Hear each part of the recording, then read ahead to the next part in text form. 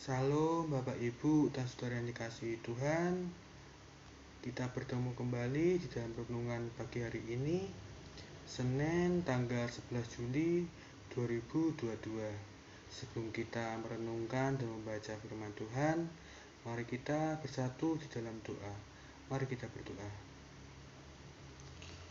Bapa kami yang kami sembah, dalam nama Tuhan Yesus, kami mengucap syukur karena pagi hari ini kami boleh bangun dari istirahat kami dan Engkau memberikan kami kesehatan yang baik.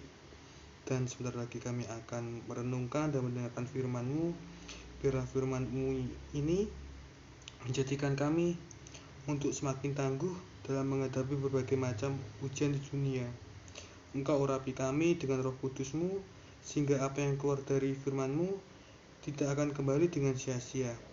Terima kasih ya Tuhan. Berfirmanlah, kami siap mendengarkan. Haleluya, amin. Bapak Ibu dan Saudara yang dikasihi Tuhan, bacaan kita hari ini terambil dari Ayub 24 ayat 1 sampai 8. Saya ulangi kembali, Ayub 24 ayat 1 sampai 8. Adapun nasnya yang diambil yaitu ayat 1. Saya akan membacakan dengan demikian. Dengan perikop, Allah seakan-akan acuh tak acuh terhadap kejahatan. Mengapa Yang Maha Kuasa tidak mencadangkan masa penghukuman, dan mereka yang mengenal Dia tidak melihat hari pengadilannya? Bapak, Ibu, dan Saudara yang dikasihi Tuhan, judul renungan pada pagi hari ini adalah Tuhan senantiasa peduli terhadap umat-Nya. Bapak, Ibu, dan Saudara yang dikasihi Tuhan, ada yang pernah bertanya, kalau Tuhan ada, mengapa masih ada kejahatan? Pertanyaan serupa juga ditanyakan oleh Ayub. Mengapa Yang Maha Kuasa tidak mencadangkan masa penghukuman, dan mereka yang mengenal Dia tidak melihat hari pengadilannya? Kita ingin supaya berlaku dengan cepat, sehingga tidak lagi ada kejahatan. Tidaklah kita melihat bahwa semuanya itu adalah kesabaran Tuhan? Tidakkah kita melihat apa yang kita anggap sebagai Tuhan yang lamban adalah cara Tuhan menyadarkan supaya orang bisa berubah menjadi orang yang benar? Bukankah Tuhan ingin supaya kita tidak menghakimi orang dari pengalaman saja, Bapak Ibu? Sebagai orang yang berfirman, kita lihat dari pengalaman Ayub. Dalam teks ini, gugatan yang diberikan kepada Allah yang seakan-akan acuh tak acuh terhadap kejahatan. Satu di antaranya adalah ketidakpedulian kepada orang-orang kecil. Dalam tradisi Israel kuno, pada waktu panen, orang biasanya meninggalkan beberapa ikat gandum di ladang supaya dapat dipungut oleh orang miskin, janda, yatim piatu, dan orang asing. Namun dalam teks yang kita baca, tidak ada yang disisakan. Artinya, hak orang-orang kecil itu pun dimakan.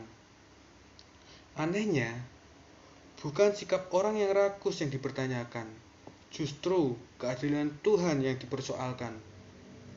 Tuhan bukankah Allah yang suka menghukum? Dia adalah Tuhan yang penuh kasih dan melihat ke dalam hati kita. Karena itu kita pun diajak untuk mempunyai hidup yang seperti itu. Tidak memandang muka, hiduplah dalam kesabaran Tuhan, dan tidak buru-buru menghakimi baik orang lain juga Tuhan.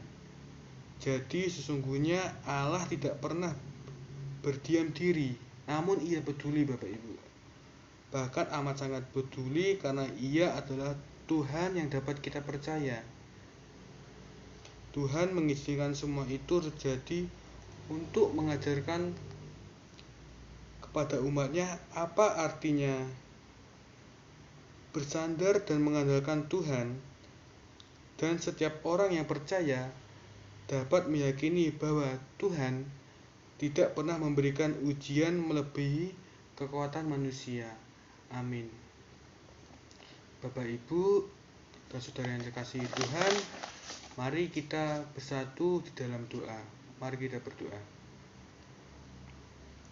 Allah yang tidak pernah meninggalkan kasih setianya kepada kami, yang senantiasa menyertai kami dalam segala musim di dalam kehidupan kami. Terima kasih kalau hari ini kami bisa mendengarkan firman-Mu ya Tuhan.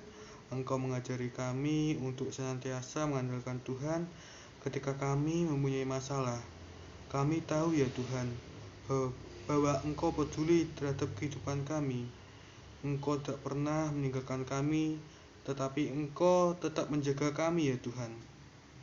Ajar kami ya Tuhan untuk menjadi sarana pekerjaan-Mu dalam lingkungan kami, sehingga nama-Mu semakin dipermudahkan.